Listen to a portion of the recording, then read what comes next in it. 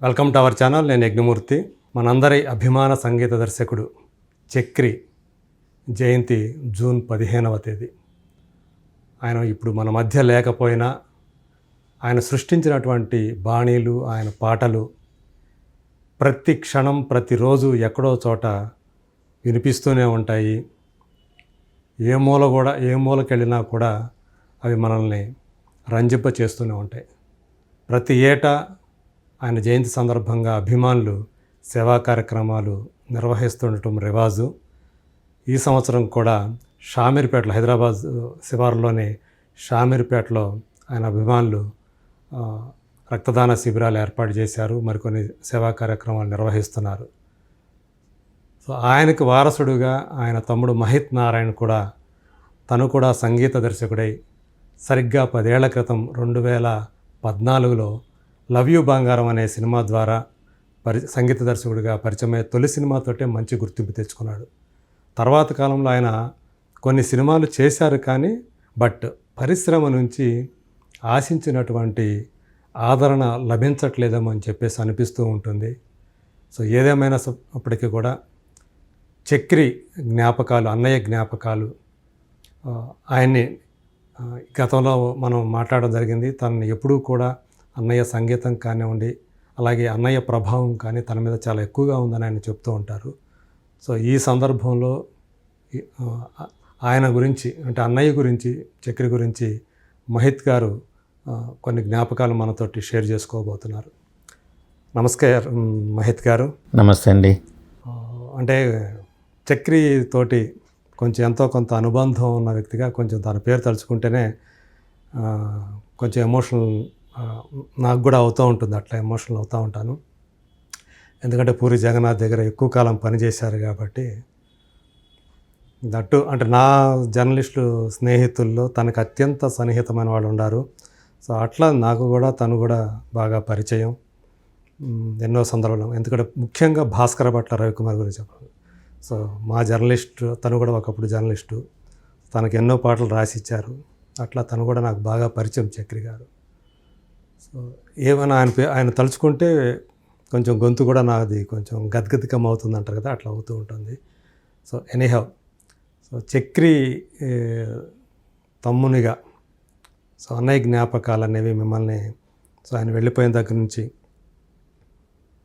ఎలా వెంటాడుతూ ఉంటాయి? ఆయన ప్రభావం మీ మీద ఎలా ఉందంటే ఏం చెప్తారు? డెఫినెట్గా అండి. అన్నయ్య ఒక మంచి సంగీత దర్శకుడితో పాటు మంచి వ్యక్తి. అంటే ఎంతోమందికి తన ప్రేమను పంచిన వ్యక్తి. అంటే ఇండస్ట్రీలో చాలామంది చెప్తుండేవారు, ఆయన ఇండస్ట్రీకి వచ్చిన రోజు ఎలా ఉన్నాడో వెళ్ళిపోయిన రోజు కూడా అలానే అతనిలో స్వభావంలో కానీ, మాటలో కానీ, వ్యవహారంలో కానీ ఎందులో మార్పు రాలేదు అని చెప్పి అది అన్నయ్య సాధించుకున్న ఒక పెద్ద అసెట్ అని చెప్పచ్చు. అవును. అంటే ఇది ఎంతో కొద్ది మందికి దక్కే అరుదైన ఇది అవకాశం అనుకోవచ్చు, అది అదృష్టం అనుకోవచ్చు. అంటే తను నిలబెట్టుకున్న విధానం, అది తన సంస్కారం అని మెయిన్గా చెప్పడానికి ఉంటుంది. తను ఇండస్ట్రీకి వచ్చినప్పటి నుంచి చాలా కష్టపడ్డారు. అంటే ఏమి ఇన్స్పైర్ చేస్తుంది అన్నయ్యలో, ఏమి మనం దాన్ని తీసుకొని ఎంతోమందికి ఆదర్శంగా దేన్ని తీసుకోవాలి అని చూస్తున్నప్పుడు చాలా విషయాల్ని తీసుకోవచ్చు. అంటే ఒక తమ్ముడిగా నేనైతే అది చాలా ఇదయ్యాను. అంటే ఒక సామాన్య కుటుంబం నుంచి, ఒక నాన్న హెడ్ మాస్టర్, అలాంటి కుటుంబం, సినిమాకి సంబంధం లేని ఏ పరిస్థితుల్లో అసలు సినిమాకి సంబంధం లేని ఒక కుటుంబం, మా కుటుంబ పరిస్థితులు అంటే వేరు, సమాజానికి దగ్గరగా ఉన్నాము, ఆర్ఎస్ఎస్ నాన్న. సో అలాంటి పాటలు అన్నీ ఉన్నప్పటికీ కూడా, దేశభక్తి పాటలు వీటన్నిటిలో ఉన్నప్పటికీ కూడా సినిమా ప్రపంచానికి సంబంధం లేని వాళ్ళం. పూర్తిగా కొత్తనే చెప్పాలి, పూర్తిగా కొత్త.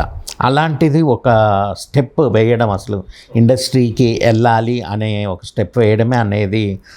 అంటే తను యాక్చువల్గా పాటలు పాడాలనుకోని కదా, తను మ్యూజిక్ డైరెక్షన్కే వచ్చారండి ఆయన. అంటే పాడేవారు స్టార్టింగ్ నుంచి కూడా, బట్ సంగీత దర్శకత్వం అనేదే ఆయన టార్గెట్ అయితే అది. టార్గెట్ అదే. సో వస్తూనే కొన్ని ప్రైవేట్ ఆల్బమ్స్ చేశారు కదా. సో అలా మ్యూజిక్ డైరెక్టర్గానే ఎంట్రీ ఇవ్వాలనేదే తన మెయిన్ అభిప్రాయం. ఆ విధంగా ఒక స్టెప్ అనేది ఒక సాధారణ కుటుంబం నుంచి ఒక సినిమా రంగానికి రావాలి అని. ఐఎమ్ నాట్ టాకింగ్ అబౌట్ అంటే దీస్ టైం అండి, ఈ టైంలో అసలు సపరేట్. ఆ టైంలో ఒక 20 years బ్యాక్ సినిమాకి ఇండస్ట్రీకి రావడం అనేది అంత ఈజీ కాదు. అవును, ఎప్పుడు ఈజీ కాదు, ఇప్పుడు కూడా ఈజీ అని నేనేం చెప్పట్లేను. ఇప్పుడు కూడా ఎన్నో కష్టాలు పడుతున్నారు చాలామంది, ఎన్నో రకాలుగా ఆఫీస్ మెట్లు ఎక్కి దిగుతూనే ఉంటారు. కానీ ఇప్పుడు అవకాశాలు కొంచెం ఎక్కువ ఉండొచ్చు, కానీ ఆ టైంలో అయితే మరి అసలు ప్రవేశమే కష్టం అనుకున్న పరిస్థితులు అవి. కష్టం. అండ్ ఒకటి అదే మళ్ళీ ఇంకొకటి చెప్పేది ఏంటంటే ఏ నేపథ్యం లేని ఒక ఫ్యామిలీ నుంచి రావడం అనేది. సో అది చాలా ఆయన తీసుకున్న ఒక నిర్ణయం. అంటే ప్రతి ఒక్కరికి నాకే కాదు, ప్రతి ఒక్కరూ ఇన్స్పైర్ చేసుకోవాలి. ఒక వ్యక్తి నుంచి ఏమి ఇన్స్పిరేషన్ తీసుకొని మనం ముందుకెళ్ళచ్చు అనుకుంటే ఆ డైర్ స్టెప్స్, అంటే ఆశయ సాధన కోసం పట్టు వేడవకుండా.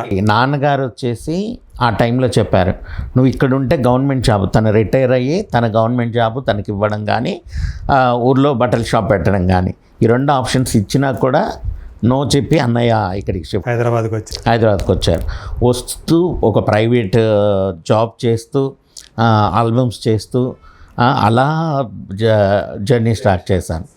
సో అనిపిస్తుంటుంది ఒక్కొక్కసారి నాకే ఇప్పుడు అన్నీ ఉన్నాయి నాకు, అయినా నేను ఎందుకు మూవీస్ ఎక్కువ చేయలేకపోతున్నాను, వెళ్ళి అందరిని ఎందుకు కలవలేకపోతున్నాను అని అది ఇన్స్పైర్ అవుతుంటానండి. బట్ నేను వెళ్ళి కలవకపోవడానికి అంటే వెళ్ళి కలవకపోవడం కాదు, వెళ్ళినప్పుడు కలవడానికి అవ్వట్లేదు. దానికి కొన్ని అవి వేరే రీజన్స్ అనుకోండి. సో అలా తన కెరీర్ని స్టార్ట్ చేసుకొని వితిన్ ఒక 1-2 మూవీస్తోనే గ్యాప్ లేని మ్యూజిక్ డైరెక్టర్గా మారిపోయారు. అంటే తను మళ్ళీ ఇలా వెనక్కి తిరిగి చూడనంత బిజీ మ్యూజిక్ డైరెక్టర్ అయ్యారు. ఆయనకు పాడిన ఏ పాటలు అయితే ఆయన చేశారో అవన్నీ కూడా super duper hits. First cinema Bachi అయితేనేంటి, నెక్స్ట్ ఇట్లు శ్రావణి సుబ్రహ్మణ్యం, ఈడియట్, అమ్మ నాన్న తమ్ముళ్ళ, వరుసగా ఈలోగా వంశీ గారు, అవును వాళ్ళిద్దరు ఇష్టపడ్డారు, ఇలా వరుస హిట్స్తో తను. పూరి జగన్నాథ్ గారితో ఫస్ట్ ఫిల్మే పూరి జగన్నాథ్ గారు. అవునండి, అవును. ఆయనతో మూడు సినిమాలు చేసిన తర్వాత వంశీ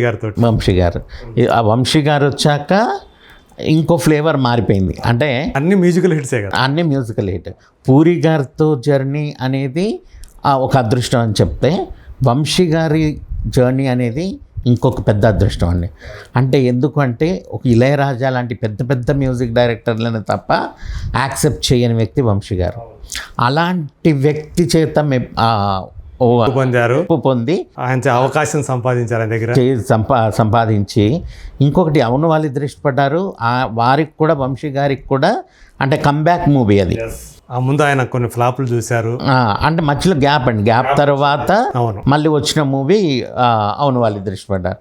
అలాంటి సినిమా అన్నయ్య రావడం, అదే అన్నయ్యను వారు ఓకే అనుకోవడం, దానికి తగ్గ పాటలు అవన్నీ కూడా హ్యాపీగా. మధ్యలో దొంగరాముడు పార్టీ సినిమా ఫెయిల్ అయినా కానీ మ్యూజికల్గా ఫెయిల్ కాల. అవును, కానీ మళ్ళీ గోపిక గోదావరి అనే సినిమా. అవునండి, అలా సరదాగా కాసేపు కొంచెం టచ్లో ఉంటే చెప్తా, ఇలా వరుసగా చాలా సినిమా 7 మూవీస్ ఏమో వంశీ గారు అనే కాంబినేషన్ నడిచాయి.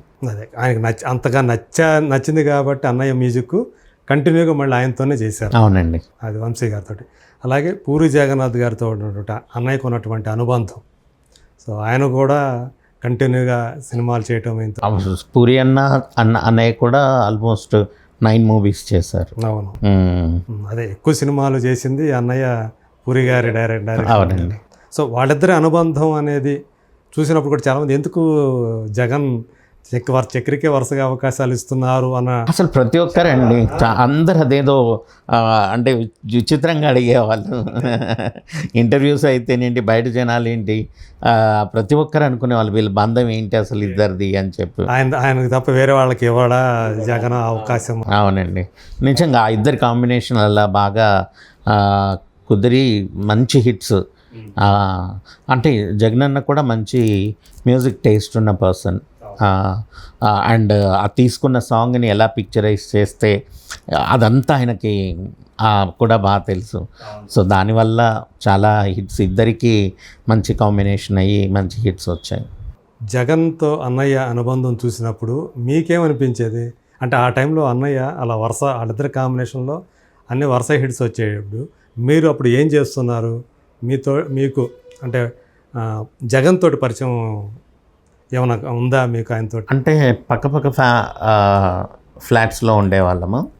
అలా పరిచయం తప్పితే మూవీ పరంగా నేను అంటే అన్నయ్య కంపోజింగ్ అప్పుడు వెళ్ళేవాడిని కాదు అప్పుడు. ఓకే. అంటే వేరే మూవీస్కి చాలా మూవీస్ వర్క్ జరుగుతుంటే వర్క్లో ఉన్నాను, కానీ జగనన్నతో వర్క్ అంటే డైరెక్టర్ కానీ ప్రొడ్యూసర్స్ కానీ అక్కడ ఉన్నారంటే ఆ సరౌండ్స్లో నేను ఉండేవాడిని కాదు. ఎందుకని? అదే అది నాకు ఈరోజు మైనస్ అయింది అనిపిస్తుంది. నేనెందుకులే అని చెప్పి వెళ్ళిపోయేవాళ్ళ మనకేం ఇక్కడ ఏం పని ఉందిలే అంటే అది అన్నయ్య బాధ్యత, అన్నయ్య చూసుకుంటారు. నేను ఏదైనా వర్క్ చూసుకున్నా వర్క్ దగ్గర ఉండేవాడిని అంతే తప్ప వాళ్ళతో పాటు కలవడం, మీటింగ్స్లో వాళ్ళు కూర్చొని మాట్లాడేది అక్కడ నేను అసలు ఎంటర్ అయ్యేవాడిని, పరిచయం చేసుకోవడం కానీ ఏం లేదు అస్సలు. చాలా మందికి చక్రికి ఒక బ్రదర్ ఉన్నాడు అన్న విషయం కూడా తెలియని వాళ్ళు కూడా ఉన్నారు. ఆయనతో బాగా క్లోజ్ అయిన వాళ్ళకి కూడా ఎక్కువ మంది తెలియదు. సో అలా లేకపోతే మీకు మంచి పరిచయాలు ఉండి అంటే ఒక్కటండి, నేను నిజంగా చెప్తున్నాను, పరిచయం లేకపోవడం పక్కన పెడితే నిజంగా మహిత్ దగ్గర స్టఫ్ ఉందా లేదా, అసలు తను ఎలాంటి వర్క్ చేస్తున్నాడు అనేది ఒక డైరెక్టర్కి కానీ ఒక ప్రొడ్యూసర్కి కానీ ఒక హీరోకి కానీ వెళ్ళి నేను ఎందుకు తెలియచేయలేకపోతున్నాను అనేది నాకు కూడా అర్థం కావట్లా. అంటే మీరు ఎక్కువ మంది దృష్టిలో పడట్లేదు 100%. ఎందుకంటేనండి నాకున్న సాంగ్స్ నేను వినిపించిన డైరెక్టర్స్ కొంతమందేనా విన్నవాళ్ళు ఇంత మంచిగా చేస్తున్నావు కదా, నీకు ఎందుకు మూవీస్ లేవు అని అనేవాళ్ళు ఉన్నారు. బట్ అదే నా స్టఫ్ని 10 మందికి చేర్చలేకపోతున్నానేమో, అక్కడేమన్నా నేను ఫెయిల్ అవుతున్నానేమో అనేది కూడా నేను అనుకుంటున్నాను. అంటే మీరు మామూలుగా జగన్ గారు కానీ వంశీ గారు కానీ మీకు పర్సనల్గా వాళ్ళతో పరిచయాలు ర్యాపో లేదా అంతగా? పర్సనల్గా అంటే ఇప్పుడు జగన్ గారికి అప్పుడు అన్నయ్య రోజులు అంటే పక్కనే ఉండేది కాబట్టి మాట్లాడేది అన్నీ ఉండేది. సో తర్వాత ఇంకా నేను వెళ్ళి కలవడానికి అవ్వలేదు. 2-3 సార్లు వెళ్ళాను. ఒక నేనో రకం సాయిరామ్ శంకర్ అన్న సినిమా చేశాను కదా, అందులో సాంగ్ రిలీజ్ చేశారు, అప్పుడు కలిశాను జగన్ అన్నని. అంతేగాని ఇంకా తర్వాత వర్క్ కోసం వెళ్ళి చూపించి వెళ్ళి కలవడానికి అయితే అవ్వలేదు. ఓకే. వంశీ గారు అంటారా, వంశీ గారితో రెగ్యులర్గా వీలైనప్పుడల్లా నేను కాల్ చేస్తాను. వారు ఫ్రీగా ఉంటే మాత్రం డెఫినెట్గా మాట్లాడతారు. సో రీసెంట్గా ఒకసారి మన స్టూడియోకి కూడా వచ్చారు. నా కావతనే మీరు రమ్మన్నారా, రండి అంటే ఏదో పని ఉందని ఈ పక్కే వచ్చారంట. వచ్చారు వారు కూడా. సాంగ్ విన్నారు, ఒక ట్యూన్ విన్నారు, విని నేను చేసిన ఆరా చూశారు, చాలా బాగా అప్రిషియేట్ చేశారు. అంటే రాబోతున్న మూవీకి సంబంధించి నేను ట్యూన్ బ్యాంక్ చేసి పెట్టుకుంటాను కదండి, ఆ ట్యూన్ బ్యాంక్ నుంచి కొన్ని సాంగ్స్ వినిపించాను. వినిపిస్తే వారు వినేసి బాగుందిరా అని నాకు చెప్పి, పక్కనే ఒక వ్యక్తి ఉంటే ఆ వ్యక్తి చెబుతున్నాడు, చెప్పారు ఆయన. అది నాకు చాలా హ్యాపీగా అనిపించింది. అంటే ఒక పెద్ద అసెట్ లాగా అనిపించింది. వీడికి కనుక మంచి అవకాశం వస్తే వాడిని మించిపోతాడు అన్నారు. అసలు అంటే అంటే వంశీ గారు లాంటి వ్యక్తి కాబట్టి అది నాకు చాలా ఆనందాన్ని ఇచ్చింది. ఎందుకంటే ఆయన ఏదో ముఖస్మృతికి దానికి కోసం చెప్పారు, వారు ఏదో ఉన్నా ముక్కుసూటిగా మాట్లాడతారు, కొండ బద్దలు కొట్టినట్టు మాట్లాడతారు, అంతే ఉన్న విషయం చెప్తారు. కాబట్టి ఆయన నోటి నుంచి ఆ మాట విండ అంటే నాకు ఇంకా ధైర్యాన్ని ఇచ్చింది. ఓకే, ఈరోజు కాకుండా నేను ఇంకో రోజు సక్సెస్ అవుతాను. సో అని నా వర్క్ నేను చేసుకుంటూ ఉంటానండి. ఈరోజు 10 ట్యూన్లు చేశాను, రేపు ఇంకో 5 ట్యూన్లు చేస్తాను, సినిమా వచ్చిందా రాలేదా, ఇంకేమైనా వర్క్ ఉందా లేదా, అది సెకండరీ నాకు. ఆ పని నేనేంటి కంపోజ్ చేయడం, ఆ ట్యూన్లు కంపోజ్ చేసి పెట్టుకుంటూ ఉంటాను. మంచి బ్రేక్ వచ్చిన రోజు డెఫినెట్గా ఇవన్నీ యూజ్ అవుతూనే ఉంటాయి. అదే ఖచ్చితంగా ఏదో ఒకరోజు ఆ బ్రేక్ వస్తుందనే నమ్మకం అయితే మీకు ఖచ్చితంగా ఉంది. సో మీరు ఎందుకొని ఈ మ్యూజిక్ మళ్ళీ అంటే అన్నయ్య వచ్చారు కదా, మీకు కూడా అన్నయ్యని చూసి ఇన్స్పిరేషన్ తోటే మ్యూజిక్లోకి వచ్చారా, లేకపోతే మీరు ఏదైనా చేసుకుందాం అనుకున్నారా? యాక్చువల్లీ నిజంగా అండి, స్టార్టింగ్లో నాకు అసలు ఈ ఫీల్డ్కి వస్తానని అనుకోలేదు. కానీ పనిలో ఉన్నా. నేను వస్తానని తెలీదు. బట్ అన్నయ్య అప్పుడు నేను ఇంటర్లో ఉన్నాను.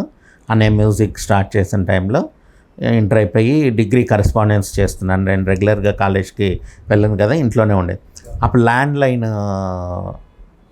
ఇదన్నమాట, ఇంకా సెల్ ఫోన్ రాలేదు. సో రికార్డర్స్ ఎప్పుడు చేతిలో రికార్డర్ లేకపోతే వెంటనే ఫోన్ చేసేది, ల్యాండ్లైన్కి కాల్ చేస్తే నేను ఫోన్ లిఫ్ట్ చేస్తే పక్కనే టేప్ రికార్డర్ ఉండేది. అందులో ఎప్పుడు రెడీగా ఒక క్యాసెట్ పెట్టి ఉంచేదన్నమాట. ట్యూన్ చెప్తే అది ఆయన అక్కడ పాడుతుంటే నేను ఇక్కడ పాడి రికార్డ్ చేసేదన్నమాట. ఓకే. సో అంటే అలా వర్క్ ఇండైరెక్ట్గా నేర్పించేశారు. అండ్ ప్రైవేట్ ఆల్బమ్స్ చేసేటప్పుడు ఇంట్లోనే కంపోజింగ్, ఫీడింగ్ అంతా ఇంట్లోనే జరిగేదన్నమాట.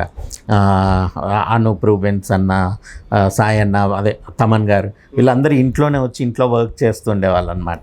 ఓకే. సో అవన్నీ వాళ్ళు వర్క్ చేస్తుంటే చూడడం, లిరిక్స్ రాయడం. సో లిరిక్స్ రాయడం అప్పటి నుంచి అలవాటు అనమాట. సో అట్లా అందులోనే అంటే సహజంగానే వచ్చేసి లిరిక్స్ అనేవి. అంటే నాన్నగారు లిరిక్ రైటర్. ఓకే. ఆయన దేశభక్తి గీతాలు, తర్వాత ఇలా పల్లె పాటలు అలాంటివన్నీ రాసేదన్నమాట ఆ రోజుల్లో. నాన్న బుర్రకథ ఆర్టిస్ట్ కూడాను. సో డ్రామా అంటే అది సినిమాకి సంబంధం కాదు, ఓన్లీ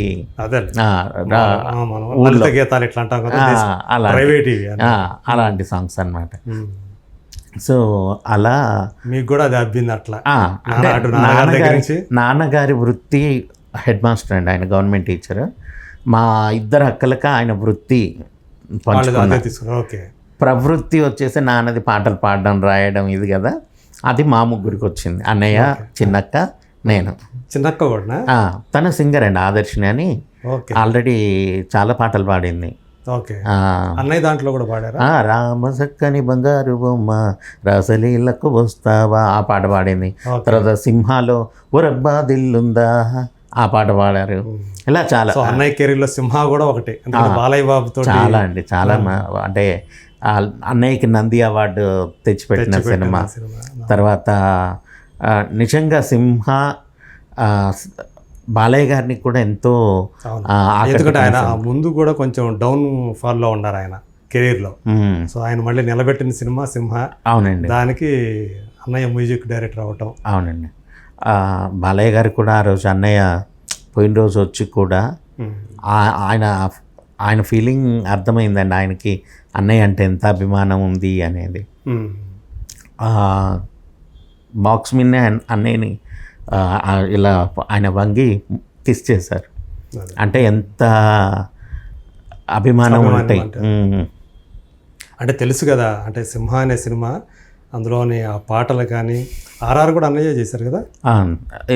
సింహ ఆర్ఆర్ చిన్న అనుకుంటా చేశారా? ఓకే.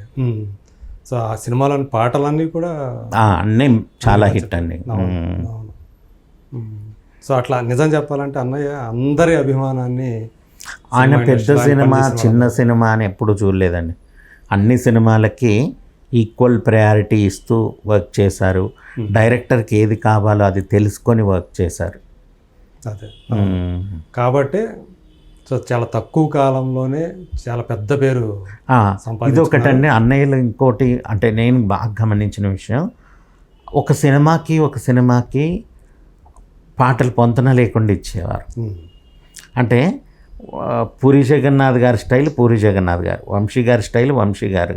అలా ఇంకో వేరే డైరెక్టర్ వస్తే ఆ సినిమాకి తగ్గ ఫ్లేవర్తో, ఇప్పుడు చుక్కల్లో చంద్రుడు ఉంది, ఎవరు మన అది వేరే స్టైల్, అదో స్టైల్.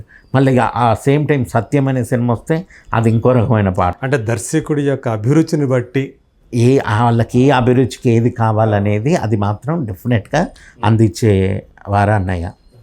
సో మెయిన్ ఆయన అంత తొందరగా 100 సినిమాలు కంప్లీట్ చేయడానికి 10 ఏళ్లలో కారణం కూడా మెయిన్ అదే ఉంటుంది. అవును. సో ఆయన ఇచ్చిన సంగీతం, అట్లాగే దాన్ని గుర్తించినటువంటి దర్శకులు.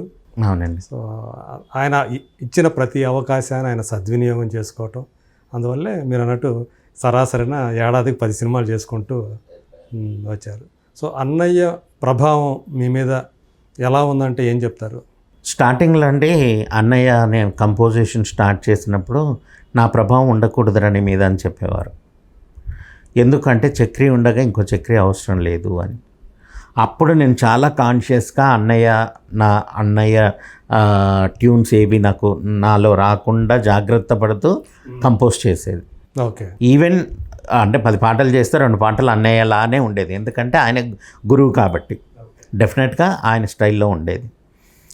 బట్ మిగిలిన 8 పాటలు మాత్రం డెఫినెట్గా వేరేలాగా ట్రై చేసేవాడిని. అదే అంటే మీ బాణీలో, మీ సొంత బాణీలో అన్నట్టు. ఎస్, అంటే ప్రతి ఒక్కరికి ఒక ఇది ఉంటుంది కదండి, ఆ స్టైల్ నా స్టైల్ నాకంటూ ఉంది. బట్ ఎప్పుడు ఇది ఈయన స్టైల్ అని తెలుస్తుంది అని అంటే మనం సక్సెస్ అయినప్పుడు. అదే అంటే నాకు తెలుస్తుంది నా స్టైల్ ఏంటని. జనాల్లో మహిత్ స్టైల్ ఇది అని తెలవాలంటే ఫస్ట్ అంటే నేను సక్సెస్లోకి వెళ్ళినప్పుడే అది తెలుస్తుంది. అదే అంటే మీకు కొంచెం ఆ ఫీలింగ్ ఉందా? ఎందుకంటే యాక్చువల్గా మీ ఫస్ట్ ఫిల్మ్ ఏదైతే ఉందో లవ్ యూ బంగారం, అది సినిమా రిలీజ్కి ముందు దానికి మంచి క్రేజ్ వచ్చింది. అవునండి. కానీ రిలీజ్ తర్వాత అది సరిగా ఆడకపోవటం, అది మీ కెరీర్ మీద ప్రభావం చూపింది అనుకుంటున్నారా? 100% అండి, తప్పకుండా. ఎందుకంటే ఒక సినిమా హిట్ అనేది నాట్ ఓన్లీ మ్యూజిక్ డైరెక్టర్, అందులో పనిచేసిన డైరెక్టర్ కానీ, అందులో పనిచేసిన కెమెరామెన్కి కానివ్వండి, అందులో వర్క్ చేసిన హీరోయిన్కి కానివ్వండి, ప్రతి ఒక్కరికి ఒక సినిమా సక్సెస్ అనేది పేరు తెచ్చిపెడుతుంది. సో ఆ పేరు సినిమా హిట్ అయి ఉంటే ఇంకోలా ఉండేది. మ్యూజిక్ వరకు మంచి పేరు వచ్చింది లవ్ యూ బంగారానికి, నేను అది అగ్రీ చేస్తాను. అంటే దాన్ని మరిచేంతగా బ్యాడ్ టాక్ వచ్చింది సినిమాకి. అది కంప్లీట్ మైనస్ అయిపోయింది అనమాట. కానీ అన్నయ్య మీ మ్యూజిక్ని చూడకుండానే వెళ్ళారనే ఏదన్నా ఇది ఉందా మీకు? లవ్ యూ బంగారం ఆయన ఉండగానే చేశానండి ఫస్ట్ ఫిల్మ్. ఆయన విన్నారు, చాలా బాగా అప్రిషియేట్ చేశారు. అన్నయ్య ఒక పాట అంటే నేను ఒక పాట పాడినా నా వాయిస్ అది మళ్ళీ వచ్చేస్తుంది, అదిగో చక్రే అంటారు, వద్దు నేను పాడినా అని పాడలేదు. ఆ విషయంలో మాత్రం నిక్కచ్చిగా ఉన్నారనమాట. నిక్కచ్చిగా ఉన్నారు. బట్ నాకు బాధే కదా, ఎందుకంటే ఆయన ఉండుంటే నేను బాధ ఉండకపోయేది. నెక్స్ట్ సినిమా కానీ ఏదో ఒక సినిమాలో పాడిచ్చేవాడిని. అంటే తృప్తి ఉండేది నా కంపోజిషన్లో అన్నయ్య పాడారు అని. ఆల్బంలో పాడారు, ప్రైవేట్ ఆల్బమ్, అది అంత కొంతవరకు నాకు కొంత తృప్తి. స్నేహం ప్లస్ ప్రేమ ఈజ్ నేను అనే ఒక ఆల్బంలో నా ఫస్ట్ ప్రైవేట్ ఆల్బమ్, అందులో ఒక సాంగ్ పాడారు.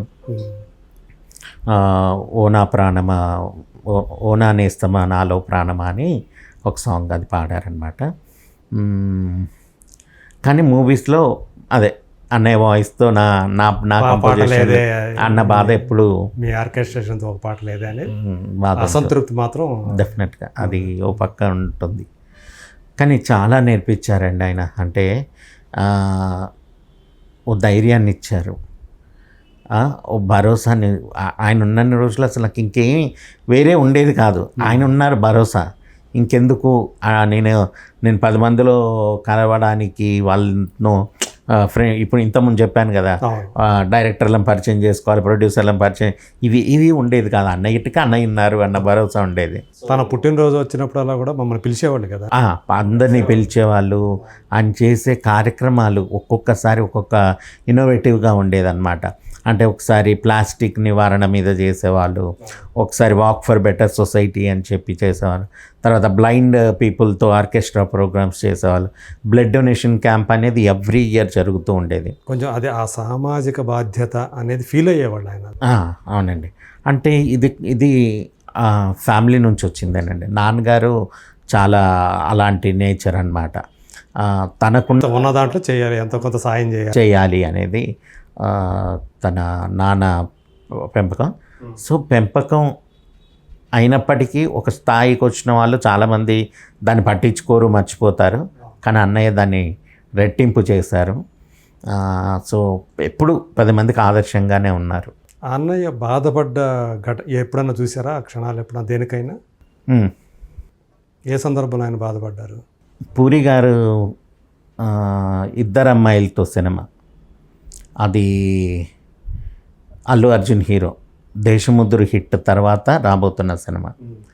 దానికి అన్నయ్యను మ్యూజిక్ డైరెక్టర్ అనుకున్నారు ఫస్ట్. ఏదో అనివార్య కారణాల వల్ల మారిపోయింది. ఆ టైంలో చాలా బాధపడ్డాడు. అంటే ఒక కెరీర్ పరంగా ఆయనకి ఏంటంటే అందరూ హీరోలతోటి చేయాలని ఉండేది. కొంతమంది పెద్ద హీరోలతో చేయలేకపోయిన వెలితి మాత్రం చాలండి. అదొకటి చిరంజీవి గారితో చేయలేకపోవడం అయితే ఆయన నిజంగా ఆయన తీరని లోటు అది. అంటే ఎంత ప్రాణం అంటే అసలు ఇండస్ట్రీకి వచ్చారు అన్నయ్య అంటే ఒక కారణం చిరంజీవి. ఓకే. అసలు ఆయన పాటలు వింటూ గోలీ మార్ మార్ మార్ మార్ అని పాడుతూ ఉండేవారు అనమాట. సో ఆయన పాటలు వింటూ ఇన్స్పైర్ అయ్యి అసలు అదే చెప్తున్నాను కదా, సినిమా అంటే తెలియని ఫ్యామిలీ నుంచి ఒక చిరు గారిని ఇన్స్పిరేషన్ తీసుకొని తను ఇండస్ట్రీకి రావాలనుకుంది. అంటే సమాజంలో చాలామంది ఉంటారండి అలా. అంటే చిరంజీవి గారిని ఇన్స్పైర్ అయ్యి యాక్టింగ్కి రావాలని, హీరో అవ్వాలనో లేదంటే ఏదో ఒక యాక్టర్ అవ్వాలనో అలా ఉంటారు. కానీ సంగీత దర్శకుడు కూడా ఒక హీరోని ఇన్స్పైర్ అయ్యి రావడం అనేది చాలా తక్కువ. అండ్ ఈ బ్లడ్ డొనేషన్ అనేది మాత్రం డెఫినెట్గా చిరు గారి నుంచే అన్నయ్యకి సంక్రమించింది. అంటే నాన్నగారు సహాయం చేయమని చెప్పారు కానీ ఈ బ్లడ్ డొనేషన్ అనేది మాకు తెలీదు అసలు. ముందెప్పుడు మేము బ్లడ్ డొనేట్ చేసింది లేదు, ఏం లేదు.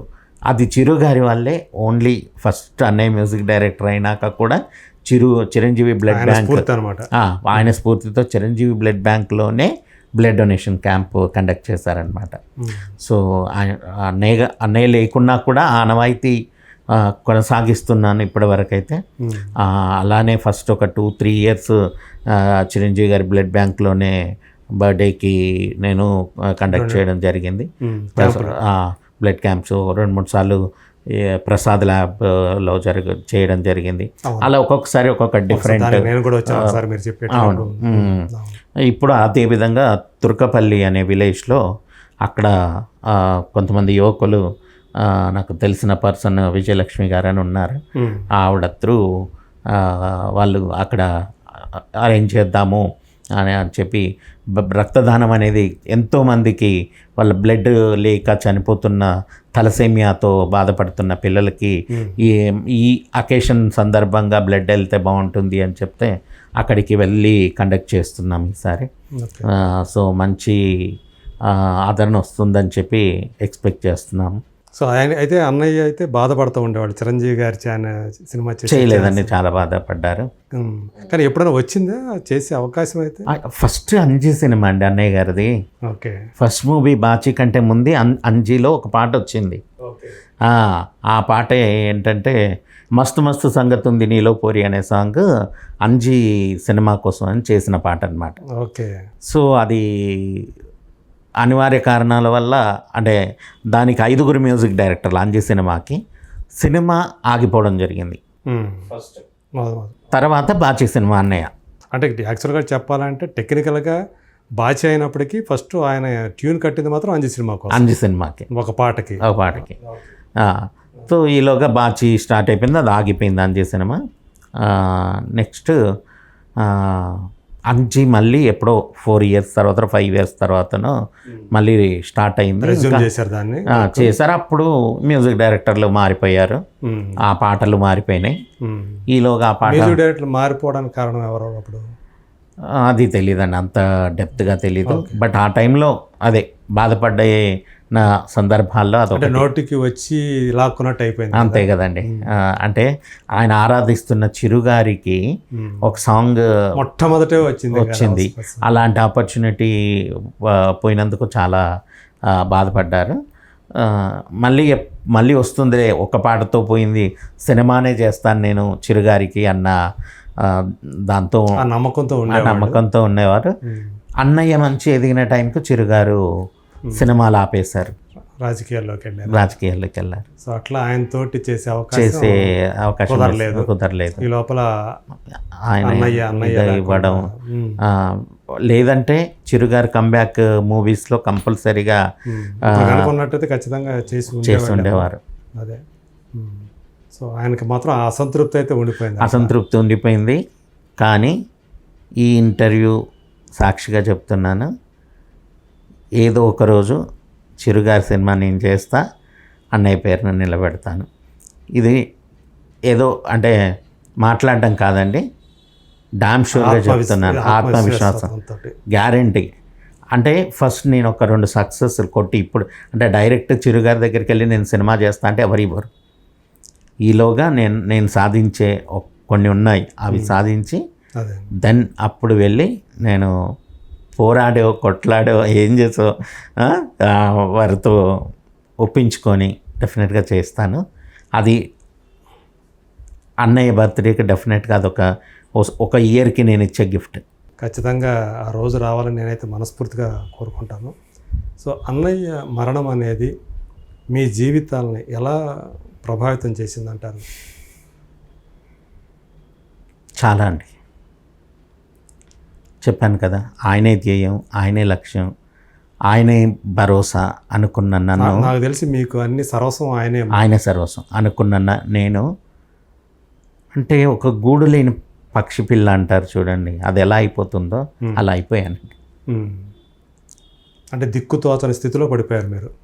మనిషి లేడన్న బాధ ఒకటైతే, అసలు ఏంటిది, ఏం చేయాలి, అసలు అన్ని విధాల మంచిగున్న వాళ్ళకే ఒక తోడు లేదు అంటే ఎంత ఇది ఉంటుందో తెలుసు కదండి.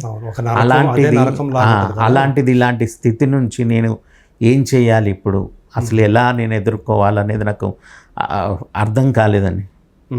ఆ పరిస్థితులు రోజు రోజుకి ఓ రకంగా మారిపోతున్నాయి. అలాంటి టైంలో మరి ఆయనే భుజం తట్టారో ఏమో తెలియదు. ఉన్నప్పుడు భుజం మీద ఒక చెయ్యేసి ఫోటో ఉంటుందండి, నా ఇప్పుడు స్టూడియోలో కూడా ఎదురుగా ఉంటుంది ఆ ఫోటో. ఆ ఫోటోలో కనుక ఎలా వెనక నుంచి ఎలా వేసి చెయ్యేసి నా భుజం మీద పెట్టొచ్చారో, అలానే నన్ను ఆ చెయ్యి పెట్టి నడిపిస్తున్నా.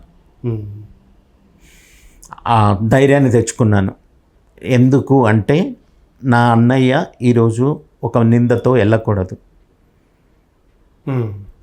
అది ఆయన ఆయన ఆయన ఎప్పటికీ ఎన్నో అంటే జనరేషన్స్ మారిన కొన్ని జనరేషన్స్ వరకు ఉంటుంది, అయిపోతుంది. ఆయన ఎన్నో జనరేషన్స్ నిలబడి ఉండాలంటే నేను నిలబడాలి. అంటే ఈరోజు నేను స్ట్రాంగ్ అవ్వాలి అని తెచ్చుకొని నాకు నేను కొన్ని లేని ధైర్యాన్ని తెచ్చుకొని, అదే ఆయన ఇచ్చిన ధైర్యమే అది, బట్ దాన్ని నేను తెలుసుకొని ముందుకు నడుస్తూ ప్రయత్నాలు అనేది స్టార్ట్ చేశానండి. మీ కుటుంబం మీకు కానీ కుటుంబం ఆల్వేస్ అండి, నా అక్కలు అసలు ఆల్వేస్ వాళ్ళు లేనిది ఈరోజు నేను లేను అనుకోండి, అది 100%. మదర్కి హెల్ప్ చేస్తూ నన్ను అన్నీ చూసుకుంటూ అలా చేసుకొని వచ్చారు. సో అన్నయ్య లేని లోటు అంటే మీకు అన్నయ్య అన్ని అమ్మా నాన్నలకి తను ఏదైతే చేయాలనుకున్నాడో, మీకు ఏదైతే చేయాలనుకున్నాడో అవన్నీ కూడా ఆ బాధ్యతలు అప్పటికి నిర్వర్తించారా, ఆయన నెరవేర్చారా? అంటే ఏ పరంగా అండి? మిమ్మల్ని అందరూ, అంటే మీ పరిస్థితి తెలుసు కదా, తమ్ముడిని సెటిల్ చేయాలి, అదే అవే ఏం జరగలేదండి. మ్మ్. అంటే ఫినాన్షియల్ సెటిల్మెంట్ అంటే ఆయన పోతాను అనుకోలేదు, అనుకోలేదు కదా, అర్ధాంతరంగా జరిగింది, అర్ధాంతరం కాబట్టి అనూహ్యంగా అది. ఆయన అనుకోలేదు. సో తర్వాత మ్యూజికల్ సెటిల్మెంట్ అనేది ఆయన తీసుకొచ్చిందే. నువ్వు ఎక్కడ ఎందుకు వేరే ఏం చేయొద్దు, మ్యూజిక్ డైరెక్టర్గా మన నెక్స్ట్ జనరేషన్కి నా వారసుడు కావాలి అంటే నువ్వు మ్యూజిక్ చేయాలి అని చెప్పి ఇండస్ట్రీకి తీసుకొచ్చింది అతనే. కాబట్టి ఆయన చేయాల్సినవి చేసినట్టే. ఓకే, ఇక చేయాల్సినవి మాత్రం ఆయన చేయడానికి ఛాన్స్ లేకుండా ఆయన ఎర్లీగా వెళ్ళిపోవడం. ఓకే, లేదంటే ఆయన ఉండుంటే ఈరోజు నా పరిస్థితి వేరేలాగా ఉండేది. అదే 100%. మీ పేరెంట్స్ పరిస్థితి ఏంటి? ఫాదర్ లేరు, మదర్ నేను, ఇద్దరమే. నాన్నగారు ఎప్పుడు? అన్నయ్య కంటే ముందు బిఫోర్ 2 years. అన్నయ్య 14 అయితే నాన్న 12, 2012. ఓకే, సో ఇప్పుడు మీరు అమ్మగారు మీరేనా ఉండేది? అవునండి. సో ఒకరికి మీరు ఇప్పుడు మీరే అనమాట, ఒకరికి ఒకరు తోడైతే. సో అమ్మగారికి ధైర్యం ఇస్తుంటారా మీరు అమ్మగారికి ధైర్యమా లేకపోతే మీకే ఆమె ధైర్యమా? 100% నాకైతే ఆవిడ ధైర్యం అండి. ఎందుకంటే నాకు ఎవరున్నారు అనుకుంటే ఆవిడే కదా. ఆవిడ లేకపోతే ఇంకా నేనేముందండి, శూన్యం. ఓకే, అన్నయ్య ఇంకొకటి అంటే తనకు పిల్లలు లేరు, వీడికి పెళ్లి చేయాలి, వీడి పిల్లల్ని నా పిల్లలుగా చూసుకోవాలని చాలా ఇష్టం ఉండేది ఆయనకి. ఓకే, చాలా సందర్భాల్లో అరే తమ్ముడికి పెళ్లి చేయాలి అని అనేవాళ్ళు.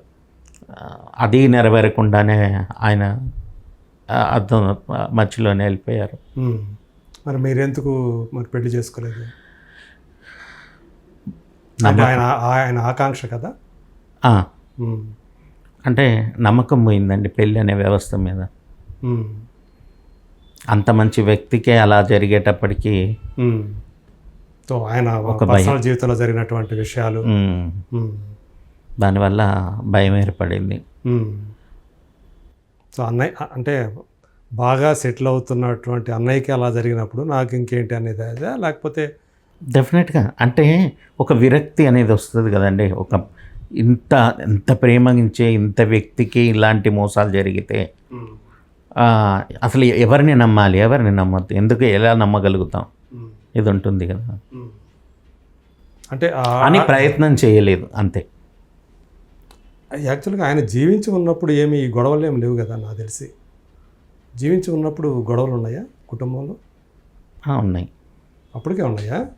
ఓకే, అంటే యాక్చువల్గా ఏంటంటే ఆయన చనిపోయిన తర్వాత బయటకు వచ్చిన మీడియా ద్వారా బయటకు వచ్చిన అదేనండి, ఒక కుటుంబం యొక్క పరువును అందరం కాపాడుకుంటూ ఉండేవాళ్ళం. ఏమున్నా మాలో మేము ఇది చేసుకుంటూ. ఓకే, 20 days ముందు ఇంట్లో నుంచి పంపించినా కూడా ఎవరికి ఏం చెప్పలేదే. ఎవరిని పంపించారు? అమ్మను నన్ను. ఓకే, అప్పుడు దాకా అన్నయ్యతోనే కలిసి ఉండేవాళ్ళు, అందరం కలిసి ఉండేవాళ్ళం. 20 days ముందు బయటకు వెళ్ళిన పరిస్థితి వస్తే కూడా కామ్గా చిన్నక్క వాళ్ళ ఇంటికి వెళ్ళాం తప్పితే అన్నయ్య బాధపడ్డారా? చాలా. ఓకే, చిన్నక్కయ్య దగ్గరికి వెళ్ళారు. సో ఇవన్నీ చూసిన తర్వాత, అది చూసిన తర్వాత అన్నయ్యకి జరిగింది, ఆ ఇంట్లో మీకు జరిగింది చూసుకున్న తర్వాత మీకే అంటే ఆ వ్యవస్థ మీద పోయిందా, నమ్మకం పోయిందా, లేకపోతే ఎట్లా అనుకోవాలి? అంతేనండి, ఆ బంధం మీద. అంటే రేపు వచ్చేవాళ్ళు ఎలా ఉంటారు, పైగా అమ్మను చూడు. ప్లస్ అందరూ అలా ఉండరు అనేది కూడా తెలుసు. అవును, బట్ ఒకవేళ వస్తే, ఎందుకంటే కర్మగాలి అన్నయ్యకే 2 సార్లు అలా జరిగినప్పుడు ఏమో నాకు 2 సార్లు జరిగింది. ఓకే, అంతకుముందు ఎప్పుడు జరిగింది? అంటే ఫస్ట్ మ్యారేజ్ డివోర్స్ అయ్యి కదా అనేది ఆ ఉద్దేశంలో. ఓకే, సో ఇప్పుడు యాక్చువల్గా ఆయనకి మామూలుగా అయితే జెనెటికల్గా ఆయనకి వారసులు లేరు. సో మీరు తోడబుట్టిన వాళ్ళే మీరు ఆయనకు వారసులుగా ఈ రంగాన్ని ఎంచుకొని ఆయన పేరు నిలబెట్టడం కోసం కృషి చేస్తున్నారు మీరు. సో ఎప్పటికైనా సరే దాన్ని సాధిస్తాను అనే ఒక గట్టి నమ్మకం. అంటే ఇప్పుడు మీరు చెప్పారు కదా, ఇది చాలా చిన్నదండి. నేను నా మాటలు చెప్పాను, మాటలు చెప్పాను. అన్నయ్య అని పేరును ఎలా చేయాలి అనేది అన్నీ నాకు ఒక అంటే ఒక హ్యూజ్ స్కెచ్ వేసి పెట్టుకున్నానండి. అంటే ఏంటి మీకు అన్నయ్య ఒక దేవుడా ఏంటి, అంత అన్నయ్య మీద అది ఇది పెట్టుకున్నారు అంతేనా? ఎక్కువండి, దేవుడి కంటే ఎక్కువ. దేవుడు నాకేం చేస్తాడని చూస్తాను తప్ప దేవుడికి నేనేం చేస్తానని చూడం కదా. కానీ అన్నయ్యకి ఇప్పుడు నేను ఏం చేయాలని చూస్తున్నా. ఆయన పేరు మీద యూనివర్సిటీ కావాలి. ఓకే. ఆయన యూనివర్సిటీలో ఎంతోమంది సంగీత కళాకారులు రెడీ అవ్వాలి. ఓకే. అలాంటిది నేను చెయ్యగలగాలి అంటే నేను ఫస్ట్ సంగీత స్టేబుల్ అవ్వాలి. అంతే, సంగీత విశ్వవిద్యాలయం. ఓకే. నేను చెయ్యాలి అంటే ఫస్ట్ నేను స్టేబుల్ అవ్వాలి. నేను అయినప్పుడు ఆ మాటకు విలువ ఉంటుంది. ఈరోజు చెప్తే ఏదో అన్నట్టే ఉంటుంది. కరెక్టే, అవును. సో మీ ఆశయం మాత్రం చాలా ఉన్నతంగా ఉంది. సో ఈ సినిమాల కంటే కూడా అది గొప్ప ఆశయం కదా. అదే గొప్ప ఆశయం. అవును. సో ఇక్కడ గెలవాలి, అది సాధించాలి. అది అప్పుడు అన్నయ్యకి అసలైన వారసుని అప్పుడు ఉంటానండి. నేను ఒప్పుకుంటాను. నిజంగా వారసునిగా నేను అప్పుడు ఫీల్ అవుతాను. ఓకే.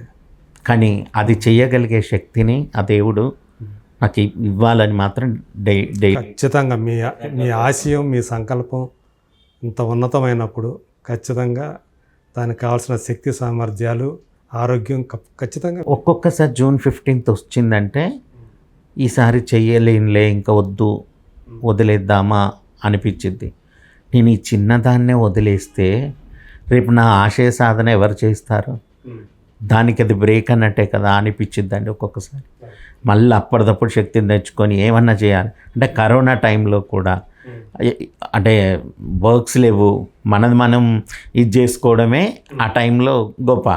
అలాంటి టైంలో ఏం చేయాలి అనుకున్నప్పుడు మళ్ళీ సిస్టర్స్ మేము అందరం కలిసి కొన్ని అన్నీ చేసుకొని ఇండస్ట్రీలో ఎవరైతే నీడెడ్ అనుకున్నారో లిరిక్స్ పరంగా కానివ్వండి, లేదంటే సింగర్స్ కానీ ప్లేయర్స్ కానీ ఇలాంటి ఒక 100 మందిని చూస్ చేసుకొని ఆయన బర్త్డే రోజు అందరికీ గ్రాసరీస్ ఇవ్వడం అలాంటివి చేయడం జరిగిందనమాట. సో ఎప్పుడైనా మీకు అంటే శారీరకంగా మీకు ఏదైతే ఒక వైకల్యం ఒకటి ఉందో అది ఎప్పుడైనా అడ్డంకి అనిపించిందా? ఈ మీ ఆశయ సాధనలో, ఈ సంగీత సాధనలో ఎప్పుడన్నా మీకు అది ఒక అడ్డంకి అనిపించిందా మీకు? నా ఆశయ సాధనకి ఎప్పుడు అనిపించదు, నా కంపోజిషన్కి ఎప్పుడు అడ్డు అనిపించదు. నా ఒక ట్యూన్ నేను ఒక సినిమా చేస్తుంటే నాకు ఎప్పుడు అనిపించదు. కానీ ఒక సినిమా తెచ్చుకోవడానికి నేను చేసే ప్రయత్నాలు ఉన్నాయి చూడండి, అప్పుడు మాత్రం ఇది అడ్డవుతుందండి. ఓకే. అంటే ఎక్కువ తిరగడానికి అంటే నిజంగా ఇది ఉందో లేదో నాకు తెలియదు, కానీ నాకు ఉందేమో అనిపిస్తుంది. అంటే ఇతను చేయగలడా అనేది అక్కడ ఇండస్ట్రీలో ఉన్న పీపుల్కి ఒక సందేహం లాగా, ఒక డౌట్ లాగా ఏమన్నా ఉందా ఏమో అనేది నాకు. ఎందుకంటేనండి 10 మంది ఇప్పుడు ఫర్ ఎగ్జాంపుల్ నేను కాల్ చేస్తే వద్దులేండి మీరు రావద్దు మేము వస్తామంటారు. ఓకే. వాళ్ళు రారు. ఇక్కడే తెలిసిపోతుంటుంది మనకి. అంటే వాళ్ళని బ్లేమ్ చేయడం కాదు, సో వాళ్ళ మనసులో నేను ఇంకా స్థానాన్ని ఆ నమ్మకాన్ని నేను తెచ్చుకోలేదేమో అనిపిస్తుంది. ఇవాళ చాలామంది ఇలాంటి ఏదైతే వైకల్యంతో అది మన చేతిలో లేదు, ఎప్పుడు ఏమవుతుందో కూడా తెలియదు. మధ్యలో కొంతమంది పుట్టుకతో రావచ్చు, కొంతమంది మధ్యలో రావచ్చు, ఏదైనా జరగచ్చు. కానీ సంకల్పం ఉంటే ఈ వైకల్యం అనేది దేనికి అసలు అడ్డే రాదు అని చెప్పి ఎంతోమంది నిరూపించుకున్నారు. ఎన్నో కథలు మనకుండే, ఎన్నో నిజాలు మనకుండే, వాస్తవ గాథలు మన ముందు ఉన్నాయి. సో మనం అంటే నాకు వాళ్ళు వచ్చి నిజంగా నా కంపోజిషన్స్ విని బాగాలేదండి, నచ్చలేదు, మీరు ఇంకా బెటర్గా చెయ్యండి అని చెప్పుంటే అది ఐ డెఫినెట్లీ అగ్రీ. నా ఫాల్ట్ అని డెఫినెట్గా నేను అగ్రీ చేస్తా. ఎందుకంటే నా దగ్గర ఉన్న 3000 ట్యూన్లు ఉన్నాయి. ఓకే. 3000 ట్యూన్లు ఒక ఎత్తు, నేను ఏదో ఒక సినిమాకి ఇచ్చిన ట్యూన్స్ వేరు, అది ఆ సినిమాకి మాత్రము ఆ పాత్రలకు సంబంధించి మాత్రమే నేను చేయగలుగుతాను. ఇప్పుడు ఒక హీరో వచ్చాడండి, ఎవరు, ఒక కొత్త హీరోకి నేను చిరంజీవి గారి లెవెల్లో పాటలు ఇస్తే వాళ్ళు పిక్చరైజ్ చేస్తారా? అసలు దాన్ని ప్రమోషన్స్ చేస్తారా? ఆ పాట అక్కడే ఉంటుంది. సో సందర్భాన్ని బట్టి, కథని బట్టి సో మనం ట్యూన్స్ అనేవి కట్టడం అంతే కదా, సందర్భానుసారం అనేది అందుకుని సందర్భానుసారం వచ్చే పాట. మంచి స్టోరీ ఉన్న సినిమాలు కానీ అలాంటి ఇంకా నాకు ఎందుకు రావట్లేవు అనేది నా ఇక్కడ బాధ. సో నాకు తెలిసి అంటే నేను అనుకోవడం మాత్రం నా నమ్మకం కూడా మీరు ఏదైతే నమ్మకంతో ఉండారో ఖచ్చితంగా దానికి తగ్గట్టు ముందు రాబోయే రోజుల్లో ఒక్క ఖచ్చితంగా వస్తాయి. నమ్మకమేనండి నా దగ్గర ఉంది. వేరే ఎందుకంటే మన వంశీ గారు వచ్చారు కదా, సో అట్లాగే సో ఆయన ఎందుకు వచ్చారో తెలీదు, సో వచ్చారు మొత్తానికి. నిజంగా అండి, నాను అదే. కుంగిపోతున్న టైంలో ఆయన వచ్చారు, ఒక్క మాట అన్నారు, వాడు వీడికంటే బాగా చేయగలడన్న నమ్మకం అనిపించింది అది చూసాక అని. సో అది మనకు మీకు అది నాకు చాలా పెద్ద ఏనుగుల శక్తినిచ్చినట్టే. అంతే అండి. సో ఖచ్చితంగా అదే బలంతో ఖచ్చితంగా మీరు నిత్యమైన అంటే సంకల్పం పెట్టుకోండి, ఖచ్చితంగా మీరు అనుకున్నది జరుగుతుంది. ఏమో చిరంజీవి గారితో ఖచ్చితంగా సినిమా చేసే అవకాశం అన్నయ్యకి రాకపోయినా మీకు రావచ్చేమో, చెప్పలేము, భవిష్యత్తులో ఏం జరుగుతుందో చెప్పలేం. కానీ ఆ సంకల్పం మనం మాత్రం ఉంటే ఏమండి ఒకరోజు మొన్న ఈ మధ్య ఏ సినిమా చిరు గారిది లేటెస్ట్ మూవీ వాల్తేరు వేరే వీరు మన మణి గారి కొడుకు చేశారు. అవును, ఆయన అనుకున్నాడా చేస్తానని? అంతేగా. అవును. సో నాకు అలాంటి అవకాశం డెఫినెట్గా వస్తుంది, రాబోతుంది. నేను పేర్లు కూడా సిమిలారిటీస్ ఉన్నాయి. మన పేరేంటి? మహతి సాగర్. అవును, నేను మహిత్. అందుకనే మహతి స్టూడియో అని పెట్టుకున్నాడు కదా. థ్యాంక్ యూ మహిత్ నారాయణ గారు. సో అన్నయ్య చక్రి గారి జ్ఞాపకాలని అలాగే